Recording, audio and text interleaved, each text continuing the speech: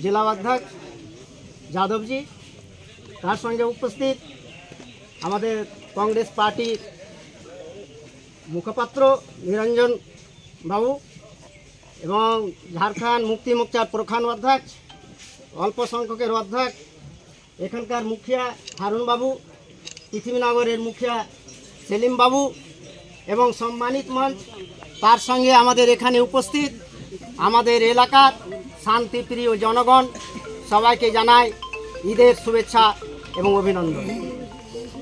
साथ ही आमरा जानी जे सामान्य एकटा घटना के केंद्र करे आमादेर मध्य एकटा भय भीति किछुटा विशृंखलेर सृष्टि हयेछे एवं एखानकार शांतिप्रिय मानुषेर प्रचेष्टाय तथा झारखंड सरकारेर प्रशासनेर तरफ थेके एवं बांगलार प्रशासनेर पक्ष थेके सबाई तत्परतार संगे এই ঘটনাকে যাতে আগে না বাড়ে তার জন্য যে পদক্ষেপ তার জন্য সবাইকে আমি আমাদের এলাকার পক্ষ থেকে আবার একটা অভিনন্দন জানাই।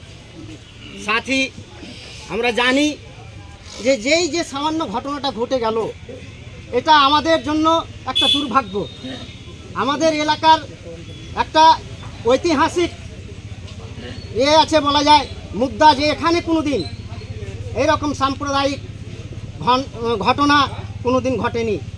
সবাই আমরা এক অপরের বিয়ে শাদি মরা ফুটা সব কিছুতে আমরা অংশগ্রহণ করি এবং পরবের সময় আমরা সবাইকে মিষ্টান্ন দিই, মাংস দিই, আর কিছু দিই।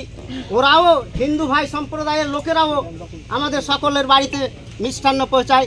মানে এমন একটা ভ্রাতৃত্ব ভাব আমাদের এখানে এলাকায় আছে।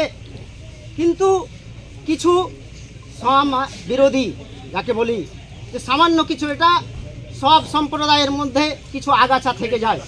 এই সামান্য কয়েকজন লোক এই সমাজে বিষ বা গরল ঢেলে দেয় যাতে এই মহলটা যেন বিশুদ্ধ হয়ে যায় এবং তাতে কিছু এই সমাজ বিরোধী তাকাত তারা যেন ফায়দা নিতে পারে। কিন্তু এখানকার আমরা তৎপরতার সঙ্গে আমরা যেভাবে কাজ করে গেছি আমরা এক অপরের সহযোগিতা করে আমরা আগে বাড়তে দিইনি। এখন যেটা পরিস্থিতি হচ্ছে পরিস্থিতি স্বাভাবিক নর্মাল পজিশনে সব চলে এসছে এবং ভবিষ্যতে যেন এই ধরনের কিছু ঘটনা না ঘটে তার জন্য আমরা সবাই প্রচেষ্টা করব। এবং এখন যেটা আমাদের উচিত হবে আমি মাননীয় সংসদের নেতৃত্বে এবং আমাদের গেস্টদেরকে বলবো যে একটা আমরা শান্তি কমিটি এখানকার এখন গঠন করলে মনে হয় ভালো হয় এবং সেই শান্তি কমিটির লোক সবাই মধ্যে মধ্যে একটা বৈঠক করবে যাতে করে যেন আর এই ধরনের ঘটনা আর না ঘটে। এবং তার সঙ্গে সঙ্গে আমি আমাদের মাননীয়দের বলবো যে আপনাদের পক্ষ থেকে আমাদেরকে এলাকাবাসীকে সকল সম্প্রদায়ের সব লোককে আপনারা একটা শান্তির মেসেজ আপনারা দিবেন এটাই আশা রাখি এবং আপনাদের সেই আদেশ অনুরোধকে আমরা চিরধার্য রেখে আমরা আর কোনোদিন এইভাবে কাজ যেন ঘটনা ঘটতে দিব না এটাই আমি আশা ভরসা রাখছি। এবং তার সঙ্গে সঙ্গে আমি আমার সংক্ষিপ্ত চর্চাকে এখানে সমাপ্ত করছি। এবার আমাদের মাননীয় যারা আছেন উপস্থিত গেস্ট আমি বলবো আফজাল বাবুকে এখানে কিছু উনি বলবেন।